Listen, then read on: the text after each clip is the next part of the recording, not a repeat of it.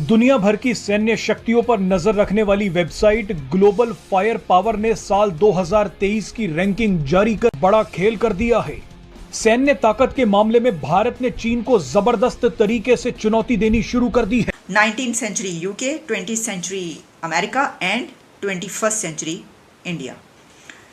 जो मैंने आपको पॉइंट कहा, पहले उस पॉइंट की बात करते हैं कि वो कौन सा पॉइंट है कि जिसमें चाइना पीछे रह गया है और इंडिया आगे।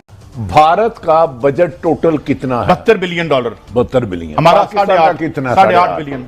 उनकी फौज की तादाद कितनी 6 है? गुना हमसे ज्यादा है। उनके पास लेटेस्ट जदीद असला किसके पास है? जदीद असला हम समझते हैं कि क्योंकि हम उनके साथ ना साइज में हमारा मुवाजना है, ना हमारा उस तरह से रिसोर्स। तगड़ी मिलिट्री फोर्स यूनाइटेड स्टेट्स की है, दूसरे नंबर की रूस की है, तीसरे नंबर की चाइना की है, चौथे नंबर की भारत की है। यही 4 हैं मेन। बाकी तो पाकिस्तान की टॉप 10 में बॉटम 3 में होगी, बस 7-8 ऐसी होगी पाकिस्तान की। यह दशक नहीं बल्कि आने वाली सदी ही भारत की होगी, ऐसा न्यूयॉर्क टाइम ने अपने सर्वे में दावा करके पूरी दुनिया को चौंका दिया है। यही नहीं, भारत ने मिलिट्री पावर में भी चीन को इतना बड़ा झटका दिया है कि चीन शायद अब आने वाले दिनों में इससे उबर न पाए। आगे की चर्चा सुनते हैं। दुनिया भर की सैन्य शक्तियों पर नजर रखने वाली वेबसाइट ग्लोबल फायर पावर ने साल 2023 की रैंकिंग लिस्ट में सबसे ऊपर अमेरिका है, दूसरे नंबर पर रूस है, तीसरे नंबर पर चीन है, तो वहीं चौथे नंबर पर भारत है।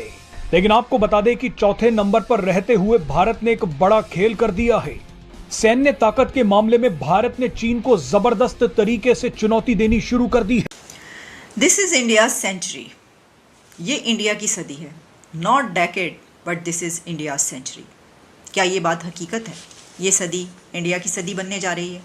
इसके ऊपर कुछ सर्वे भी हुए हैं और रिपोर्ट्स भी शाया हुई हैं। न्यूयॉर्क टाइम्स कहता है, will this be the Indian century? World's largest democracy is now simply the world's largest. वो अमेरिका की सदी थी और जो 21वीं सदी होगी वो इंडिया की सदी होगी, यानी century. 19th century UK, 20th century America and 21st century India. जो मैंने आपको पॉइंट कहा, पहले उस पॉइंट की बात करते हैं कि वो कौन सा पॉइंट है कि जिसमें चाइना पीछे रह गया है और इंडिया आगे बढ़ गया है। एक ग्राफ आपको नज़र आ रहा है, न्यूयॉर्क टाइम्स की रिपोर्ट में एक ग्राफ है और इसमें आप देख सकते हैं कि एक पॉइंट आता है कि इससे पहले तक चाइना ऊपर जा रहा है और इंडिया भी ऊपर जा रहा है, लेकिन इंडिया उससे नीचे है काफ़ी। लेकिन फिर एक पॉइंट आता है कि जहाँ पर चाइना अचानक से नीचे चला जाता है और इंडिया ऊपर बढ़ता चला जा रहा है। इस भारत का बजट टोटल कितना है? $72 बिलियन। 72 बिलियन। हमारा पाकिस्तान का कितना? 8.5 बिलियन। उनकी फौज की तादाद कितनी 6 है? गुना हमसे ज्यादा है। उनके भारत इसराइल अमेरिका के साथ एट ए टाइम जंग करती है। उनकी तीनों की इंटेलिजेंस आपके खिलाफ साजिशें कर रही है। डिटर कर दिया। अब पाकिस्तान डरा हुआ है। डिटरेंस तो मौजूद है कि आप डर के पहले ही ना करें, लेकिन अगर आप करें तो फिर हम आपको कुछ ना कुछ सजा देंगे, क्योंकि हमने ऐसी फोर्स रखी है जो आपसे सुपीरियर और हमको आपका इलाका कैप्चर कर। तो मैं आपसे ये कह रहा हूं कि जब तक आप खुद यहां पे चीजें नहीं बनाओगे जिसका इकोसिस्टम भारतीय होगा, आप कभी ग्लोबल फायर पावर इंडेक्स में टॉप पे नहीं जाओगे। आप टॉप 3 टॉप 2 में आप जा ही नहीं सकते। यही कारण है जिसकी वजह से मोदी जी कहते हैं ठीक है हम ये चीज बाहर से खरीदेंगे लेकिन बनाओ भारत में। ये जो जी इंजन्स की डील हुई है, क्या डील हुई है? यही तो डील है कि बनाओ भारत में, हर चीज बनाओ भारत में, जो भी बना सकते हो भारत में बनाओ। अब धीरे धीरे ये हो गया है कि फौज को बोल दिया है कि इतने आइटम हैं नेगेटिव लिस्ट में, यानी कि ये आइटम आप इंपोर्ट कर ही नहीं सकते। आप कर ही नहीं सकते इंपोर्ट।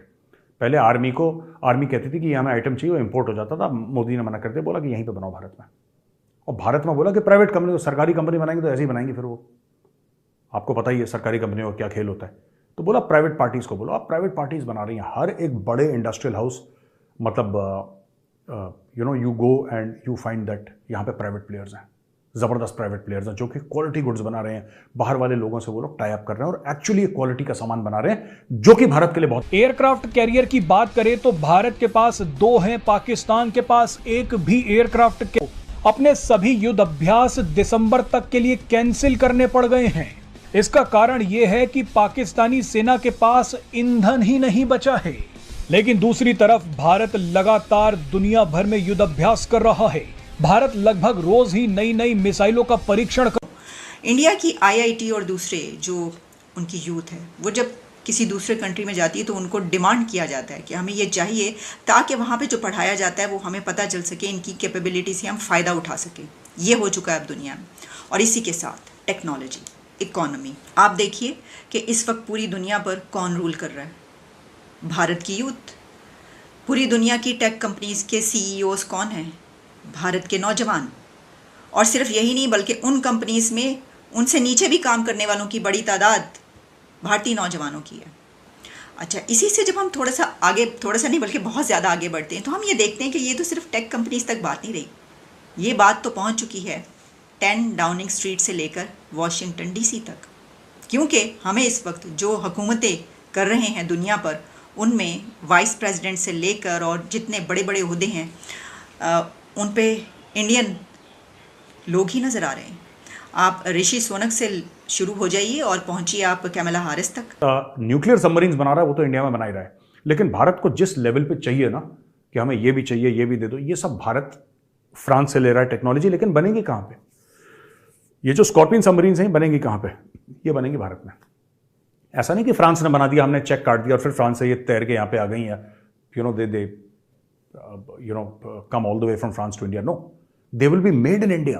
फ्रेंच टेक्नोलॉजी भारत में। अब आप समझ लीजिए ये जो भारत कर रहा है इससे कितना बेनिफिट होने वाला है भारत को। आपके पास टेक्नोलॉजी आएगी, पहला बेनिफिट। दूसरी चीज, उसके जो पार्ट्स हैं वो भारत में बनेंगे और धीरे धीरे भारत में इकोसिस्टम डेवलप होगा। ये उससे कितने जॉब्स क्रिएट होंगे और कितने लोगों की लाइफ जो है, जिसको कहते हैं स्टैंडर्ड ऑफ लिविंग, वो ऊंची चली जाएगी इसकी वजह से। तो ये है जिसको हम कह रहे हैं कि अलग अलग चीजें खरीद रहे हैं। जहां मोदी जी जाते हैं, अच्छा बात करी तुमसे वो ले रहे हैं प्रेडेटर ड्रोन्स, अमेरिका 31 ले रहे हैं $3.5 अरब का। अच्छा एक बात बताओ, इंडिया में उसको असेंबल करो, इंडिया में उसकी मेंटेनेंस होगी और उसके कौन कौन से पार्ट्स हैं जो इंडिया में बन सकते हैं ये बताओ, और कितना ट्रांसफर ऑफ टेक्नोलॉजी करोगे ये बताओ।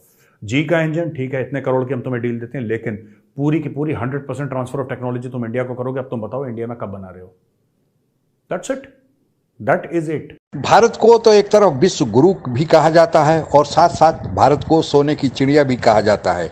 अगर इन दोनों बातों को एक में मिला दें तो यह बात साफ तौर से स्पष्ट हो जाती है कि भारत न केवल बौद्धिक क्षेत्र में बल्कि आर्थिक संपन्नता के क्षेत्र में भी विश्व में अग्रणी था। और भारत में जो इतने बार बाहरी लुटेरों द्वारा आक्रमण किए गए, उसके पीछे भारत के आर्थिक संपदा का दोहन था, लूटमार था, और वह अंग्रेजों तक जारी रहा।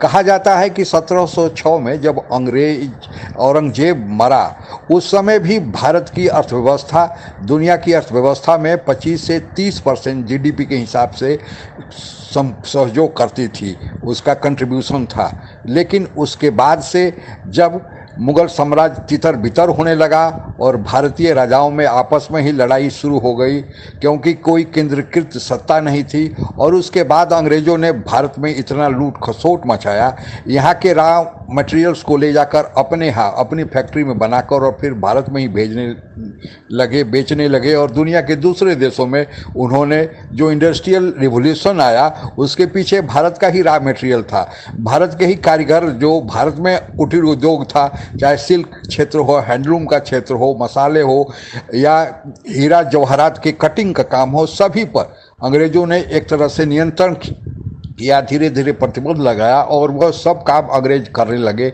जिससे भारत की अर्थव्यवस्था जो कभी 30 से 35% तक दुनिया के जीडीपी में योगदान करती थी, जब अंग्रेज गए तो मात्र 2% योगदान पर रह गया। अब बढ़कर 3.5 या 4% हुआ है।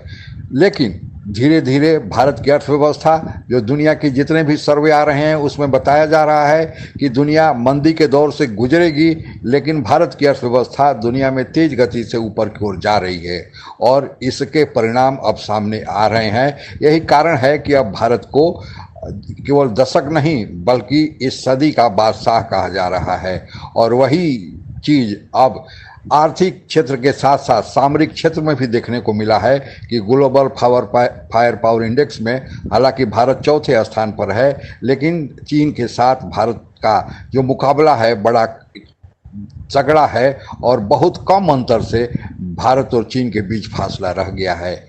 भारत इसी तरह आगे प्रगति करता रहा और हम सब आपस में मिले रहें तो फिर वह दिन दूर नहीं कि जो हमारी पुरानी ख्याति थी, पुरानी ग्लोरी थी, हम उसको पालेंगे। आज के लिए बस इतना ही। जय हिंद। और ऐसे ही तमाम जानकारियों के लिए हमारे वीडियो को लाइक करें, सब्सक्राइब करें और बेल आइकन को दबाना ना भूलें।